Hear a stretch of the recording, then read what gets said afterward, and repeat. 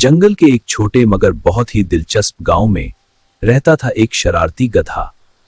वो गधा न सिर्फ बहुत दोस्ताना नजर आता था बल्कि अपने दोस्तों के साथ खेल खेलने में भी माहिर था। लेकिन इसकी एक आदत थी, एक ऐसी आदत जो जंगल के सब जानवरों के लिए हमेशा हैरानी और कभी-कभी परेशानी का सबब बनती है। आज भी जंगल में एक छोटे नाजुक खरगोश की जिंदगी थोड़ी साम में थी। गधे ने बड़े प्यार से खरगोश को अपने पास बुलाया।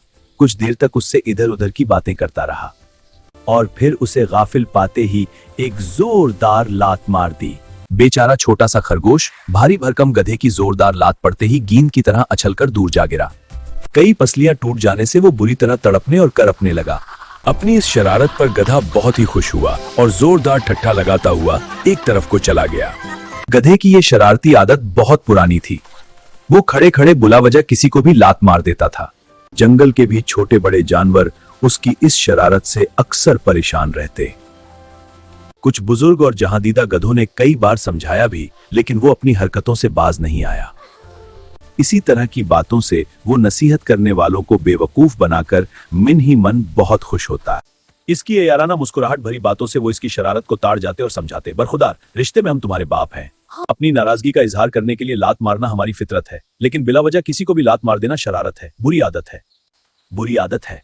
अब भी वक्त है इस बुरी आदत को छोड़ दो, वरना तुम तो जानते ही हो कि हर बुरी आदत का अंजाम बुरा ही होता है। बुजुर्गों की इस नसीहत पर गौर करने के बजाय गधे ने अपना पैर उठाकर उन पर भी घुमा दिया, और अगर नसीहत करने वाले वो बुजुर्ग तेजी से एक तरफ ना हट जाते तो उसकी लात सीधी उनकी थूथनी पर पड़ती।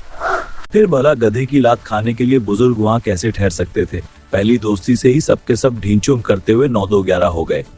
एक दिन गुधे ने एक लोमड़ी को देखकर बड़े प्यार से कहा, आओ बहन, मेरे पास आओ, बहुत दिनों बाद मिले, थोड़ी देर प्यार भरी बातें करेंगे। लोमड़ी आखिर लोमड़ी थी, होशियारो दिमागदार, उसकी मकारी में भला कैसे आती। वो उसकी झांसा देकर लात मारने वाली आदत से बखूबी वाकिफ थी। गधे की बात सुनते ही वो उसे देखते हुए बड़े प्यार से मुस्कुराई और दिल में सोचा, कमबख्त तू, मुझे क्या सिखाता है, मन नहीं हिला रहा। मैं खुद तुझे आज ऐसा सबक दूंगी कि जिंदगी भर के लिए अपनी ये लात मारने की आदत भूल जाएगा। लोमड़ी दिल ही दिल में सोच रही थी, तेरी इस बुरी आदत से दूसरे कमजोर जानवरों को हमेशा के लिए छुटकारा मिल जाएगा। ये सोचते ही लोमड़ी ने अपने चारों तरफ देखा, फिर दिल ही दिल में मुस्कुराते हुए बड़े प्यार से गधे से बोली, मेरे गधे भैया, मैं बहुत दूर से आ रही हूँ और बहुत ही थकी हुई हूँ। मेहरबानी करके तुम ही अपनी इस बहन के पास आ जाओ।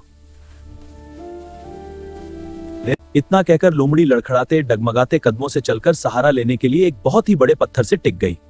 मुझे बहुत कमजोरी महसूस हो रही है।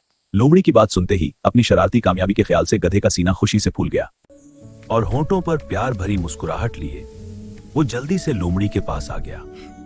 लोमड़ी को गाफिल रखने के लिए कुछ देर तक वो उससे बहुत ही मीठी मीठी बातें करता रहा। हाँ, बिल्कुल फिक्र मत करो। फिर आदत के मुताबिक अचानक ही लात मारने के लिए उसने अपना पैर पूरी ताकत से लोमड़ी की तरफ घुमा दिया।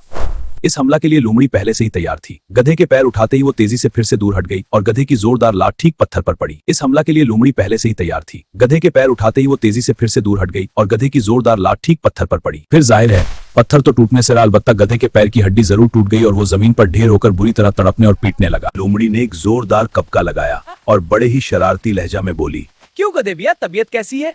अपनी बहन के साथ शरारत करते हुए तुम ये भूल गए कि तुम्हारी ये बहन जंगल की सबसे बड़ी मुकारा है, वरना अभी तो एक ही टांग टूटी है, फिर बाकी तीनों से भी महरूम हो जाओगे। ये कहते ही वो जोरदार कहकाहों से गधे का मजाक उड़ाते हुए जंगल की तरफ चली गई। मुच्चू महज अपनी लात मारने की बुरी आदत की वजह से गधा अपनी एक टांग से माजूर हो गया कर जिंदगी की एक बेहतरीन नेमत से हमेशा के लिए महरूम हो गया। इस इबरत आमूज सबक से उसकी ये आदत हमेशा के लिए छूट गई। अपनी टूटी हुई टांग को देखकर वो अक्सर सोचता, काश अपने बुजुर्गों का कहना मानकर मैंने ये बुरी आदत पहले ही छोड़ दी होती, तो आज मेरे चारों पीर सलामत होते और मैं उपाहजों की जिंदगी नहीं गुजारता।